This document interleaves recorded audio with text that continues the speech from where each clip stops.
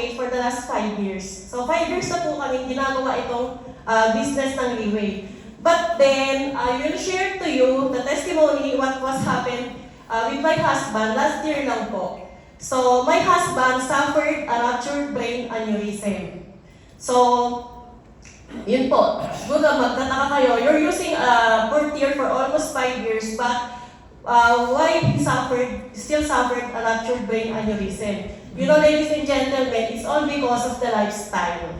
So, yun po kasi di ba minsan tayo, yung lifestyle natin sa pagkain, doon po siya nagkaroon ng attack dahil sa pagkain lang po. Because prior to that, he don't have any underlying condition. He's healthy.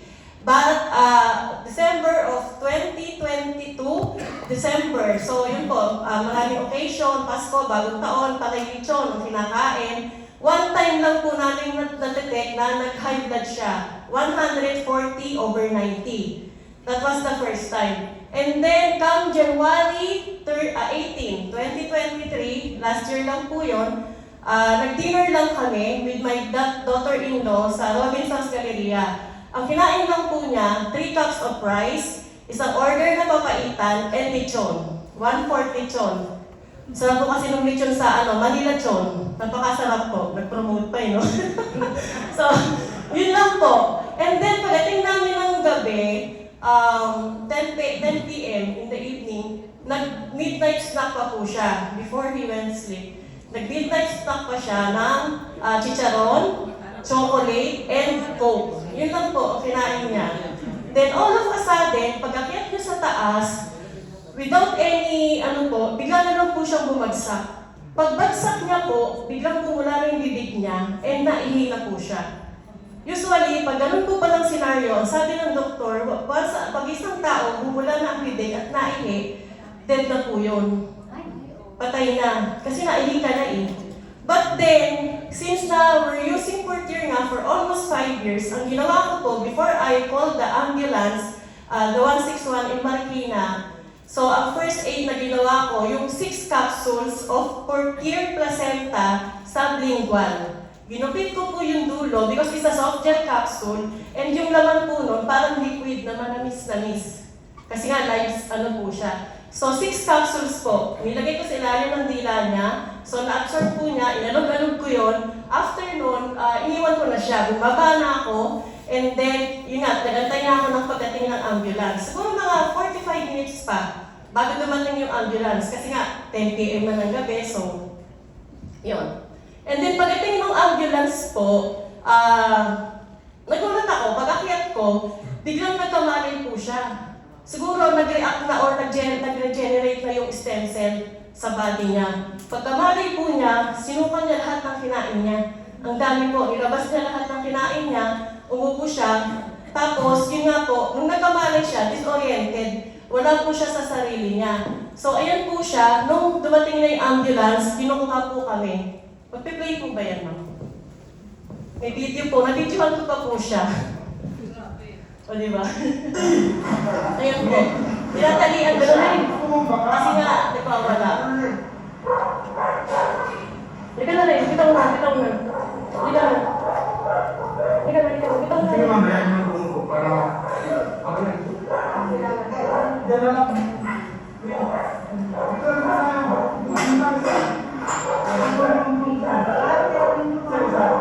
And then yung next video po, binigay siya sa stretcher. Nakatali na siya doon. Ayan yung next video. Kung mapapansin nyo, disoriented siya. Anyway, yung mukha niya. Para siyang, ayan po.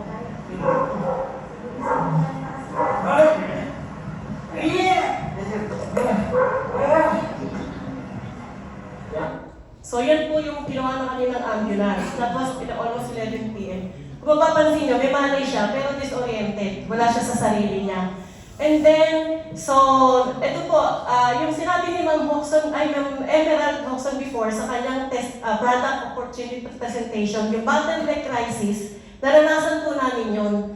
Because, pagpunta namin sa hospital, di ba sabi nga, bottleneck crisis, talagang yung ating hospital, po dito sa Pilipinas, kulang na yung mga hospital facilities. First hospital na pinuntahan namin, naka-ambulance po kami, is the Marikina Valley Medical Center. It's a private hospital. And then sabi sa amin doon, ma'am, wala po kasing bakante dito sa amin. Lipat kayo ng ibang hospital. So private hospital na po yun, pero wala pa rin bakante. So dinala kami ng ambulance sa Quirino Medical Center, Labor Hospital sa Quezon City. Pagdating po doon, ang sabi naman sa amin, marami kasing nakapila dito, sabi gano'n. So mag-aantay kayo ng 5 days bago kayo ma-admit. Ganun na daw ang haba ng pila doon sa labor. So dinala na naman kami ng ambulance, third hospital na pinagdalhan sa amin. Kasi nga sabi ko, pag-aantayin pa kami, it's a matter of life and death. Sabi ko yung husband ko, tingnan yung situation, mag-aantay pa kami ng 5 days. So dinala kami ng ambulance sa World City College Hospital. Tapat lang po ng St. Joseph. It's a private hospital. Doon po, sinabi sa akin, pagdating namin, kasi nga private, sabi, ma'am, alika, kausapin po kayo. Upon admission, i-admit po yung husband nyo. Upon admission, 35,000 admission fee. Sabi ganun. And then, i-ICU po si husband.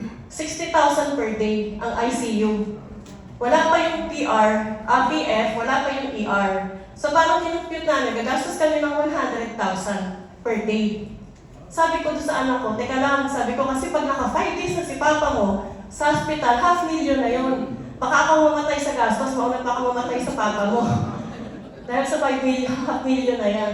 So, umalis kami, nag-waiver kami doon sa hospital kasi nakapirma yung anak ko. Sabi niya, mama, anong gagawin natin sa test na dadalhin si papa?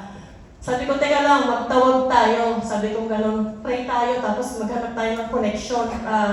So, mga ano na yun, around 1 a.m. in the morning. So, unang tinawagan ko si Coach Vivian at si Sir Rad Tribunsay. Siya nga pala, they are my great mentor po for 5 years. I would like to acknowledge them.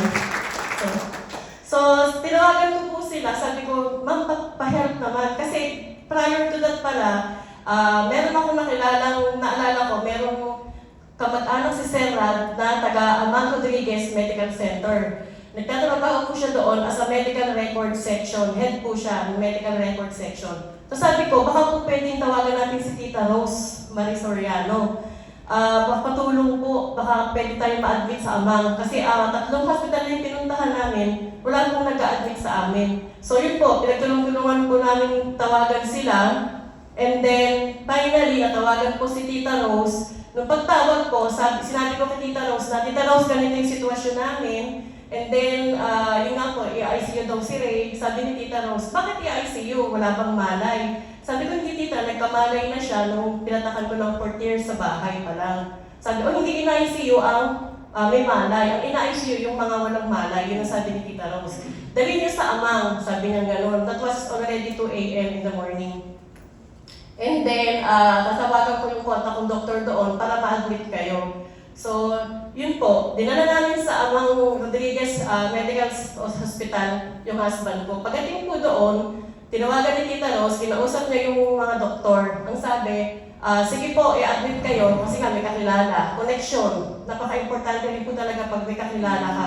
Kasi pag wala, hindi ka talaga ma-admit. Ang daming pasyente po na naka-waiting doon sa ER. And thanks God nga lang po sa tulong ni Tita Rose, na-admit po kami sa Amang. Pag-admit sa amin, since na yun nga po, may kakilala, inasikaso agad kami. Sinitiskan agad si husband. Pagdating yung sa CT scan, lumabas po doon, ruptured brain aneurysm 5.5. Ngayon sabi po ng doktor sa Amang, ma'am, dito kasi sa Amang, wala kaming surgical clipping. Kailangan po ng surgical clipping ng husband nyo kasi nag-ruptured na yung niya. So, pagdating po ng umaga, punta kayo sa 3 malalaking hospital of your choice. Pinapili kami, it's either Amang, Jose Reyes, PGH, or East Avenue. But before that po, 4 a.m. in the morning, tinest po ng doktor sa Amang po to. Tinest po si husband, tingnan niyo po siya, nag-regain na yung consciousness niya at hospital during examination po. Panoorin niyo po yung video.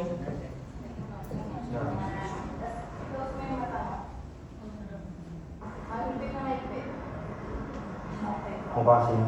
Mukasin. Okay. Video pa po siya. Okay, tapos ganun ka nga. Ipigilan mo ah. Ganun ko, pigilan mo ah. 1, 2, 3. Okay. Ito din. Pigilan mo ah. 1, 2. Okay. Pantay ito. Pantay. Yung pakiramdam mo. Ito po. Pantay. Inawatan. Talabas mo na nila. Tapos ito. Ilan mo ah.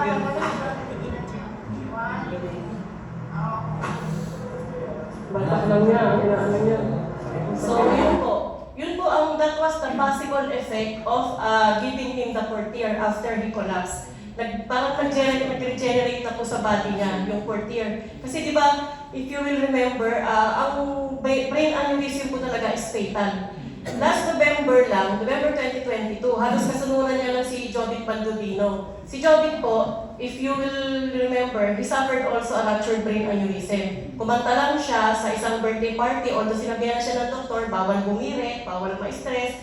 But then, pinagbigay yung kaibigan sa isang party. Pagkanta po niya, pagdirit niya, pagbaba niya ng stage, bumagsak. Pagbagsak po niya, comatose agad siya. Ruptured brain aneurysm. Na-confine pa siya ng 5 days sa hospital, comatose. But after that, he passed away then. So hindi din nakasurvive. So ganun po ka-fatal, ang ruptured brain aneurysm. If you will remember also, one of the, also si Isabel Granada, o celebrity, di po ba? Ganun din, pagbaba niya ng Qatar Airport, bumagsak, patay rin agad. Ruptured brain aneurysm din po yun. So ganun po ka-fatal ang ruptured brain aneurysm. And thankful nga lang ako kasi merong portier placenta.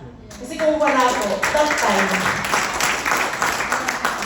pagbagsak ng husband ko, kung di ko siya nabigyan noon, siguro wala na rin po siya ngayon.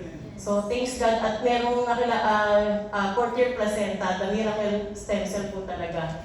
So after that, January 20 na po, morning, dinala na kami sa, nagpunta na kami sa PGH. Kasi sabi nga ng doktor, kailangan na ng surgical clipping. So, sabi ng mga ka-churchmate ko, doon nyo siya dalhin sa PGH kasi maganda ang service ng PGH. Yung mga machine nila, yung mga laboratory, nila, kumpleto doon. Tsaka yung mga doctors, yung doctors, mga fresh grad.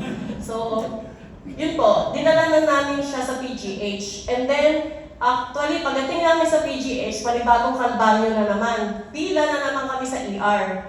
So, parang 2 days po kami nag-antay sa ER. Kasi nga, daming pasyente, alam niyo naman ng PGH, dalahan lahat siya ng, ng mga, dito. So, 2 days kami nandoon, na nasa ER lang siya, naka-wheelchair na kasi siya noon, pagdating namin sa PGH. And then, habang nag-antay po kami, meron akong isang friend na nurse sa St. Luke's. Ni-refer niya kami, sabi niya, tita, kung gusto niyo ma-admit kayo sa PGH agad, yung doktor namin dito sa St. Luke's, nandiyan ngayon. Baka gusto nyo, siya na yung magiging attending physician ninyo. So, pinuntahan kami ng doktor. And then, kinausap kami, ma'am, ako po yung taga St. Luke's, ako yung magiging attending physician ng husband ninyo, if papayag po kayo. Sabi ko, Dok, St. Luke's kayo, magkano po ba ang PF at ang magagastos namin? Sabi ng doktor, usually ma'am, kasi pag ruptured brain aneurysm, 800,000 to 1 million. Sabi ko, Doc, sorry, wala kaming 1 million, wala kaming 800,000. Magkatsaga naman po kami pumila dito sa PGH, sa ER. Mag-aantay kami kung kailan may mabakante. So, sa madaling salita, iniwan kami ng doktor kasi wala kaming pera, di ba? Ganun po talaga, ang hirap magkasakit. Pag wala kang pera, mag-antay ka na lang kung kailan kakakunin na ni Lord. But then, yun nga po, may ginagamit si Lord ng mga way, paraan, para makatulong. So, yung anak kong nagtatrabaho sa airport, finally, after 2 days, yung parang kaibigan ng doktor, meron siyang friend na may titang doktor sa PGH. So, nagkaroon na naman po ng referral, connection. Nagamit na naman yung connection.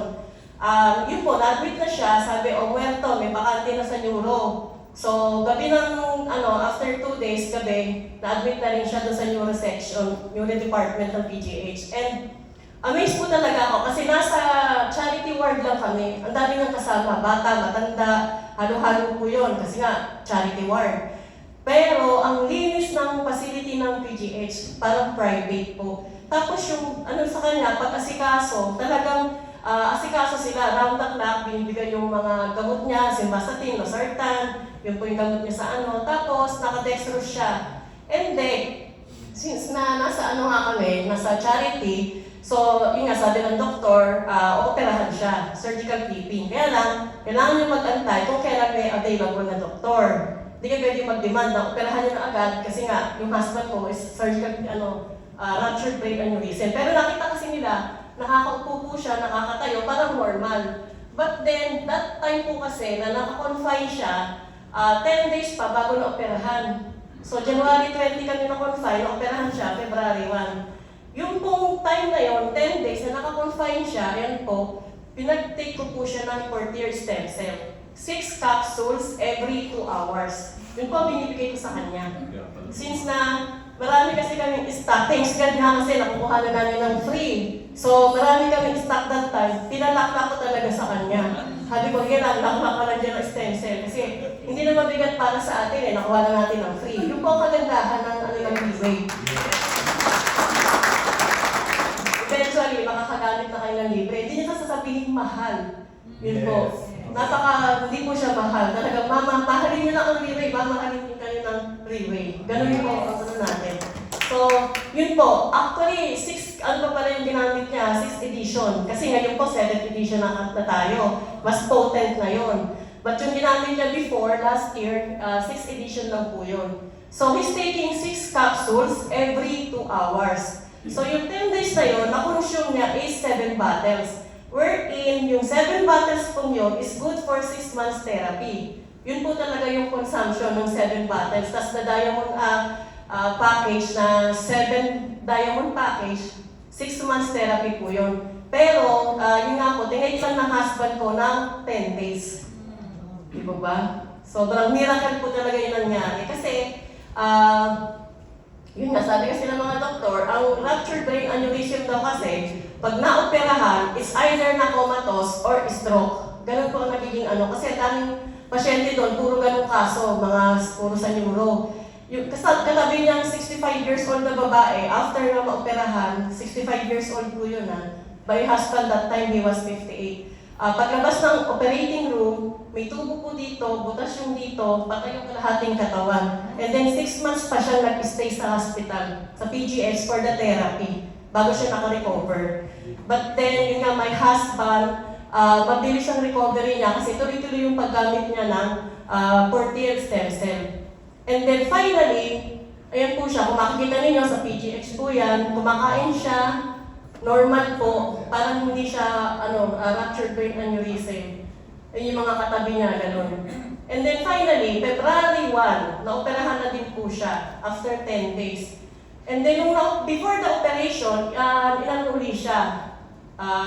Yung tawag doon?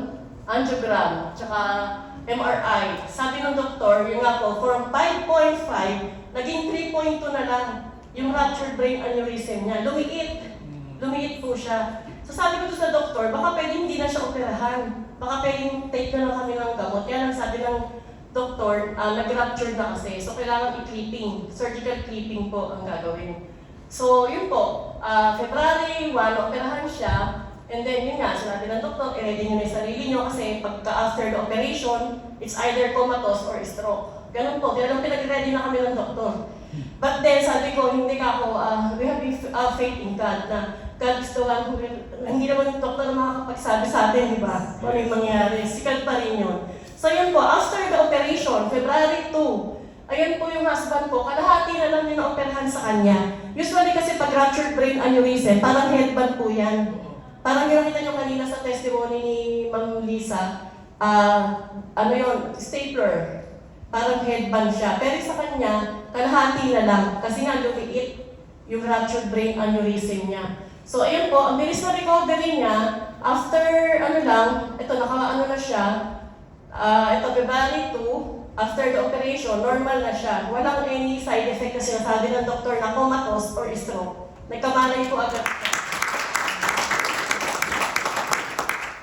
And then, February 4, nakita kasi ng doktor na is normal na, so discharge na kami. Ayan po, February 4, nakalabas na kami, ayan po siya. Ayan siya sa bahay ng anak ko, doon po siya nagpagaling. And then, pag ano namin, sinabi ng doktor, ma'am, si sir po, 6 months to 1 year, bawal daw po mag-drive. Hindi raw allowed na mag-drive. But thanks God, alam niyo po ba, after 3 months, nakapag-drive na po siya. As in, parang normal na po. And last December lang po, nag-long drive na siya, papuntang Bicol. Siya lang mag-isa. Wala po siya kasama, 12 hours driving. Yun po. So, bigyan ko na po kayo ng statistics and facts about the ruptured brain aneurysm. Ito po galing kay Google. Totoo po ito na ang ruptured brain aneurysm are fatal in about 50% of cases. So, of those who survive, about 66% suffer some permanent neurological deficit. Approximately 15% of people with a ruptured aneurysm died before reaching the hospital. But thanks God, my husband is alive through the grace of God. And ladies and gentlemen, I want to call my husband the ruptured brain aneurysm survivor.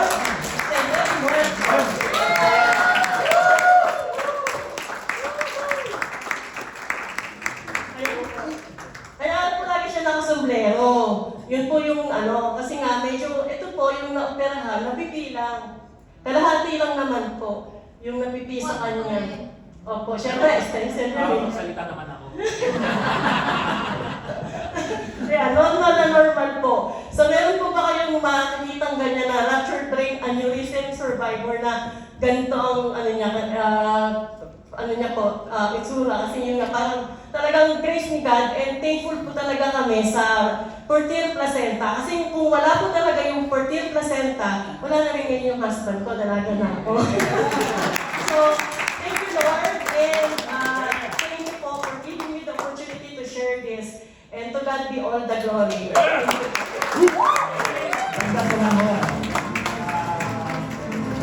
Invest tayo sa health natin. Una, pag-invest tayo ng sasakyan, mga alahas, lupa. Pero mga sa atin, St. Peter, totoo naman yan. Kami nag-invest na kami ng St. Peter. 10 years ago na, may gitna. Then 5 years, last 5 years, nag-invest din kami rito sa Riway.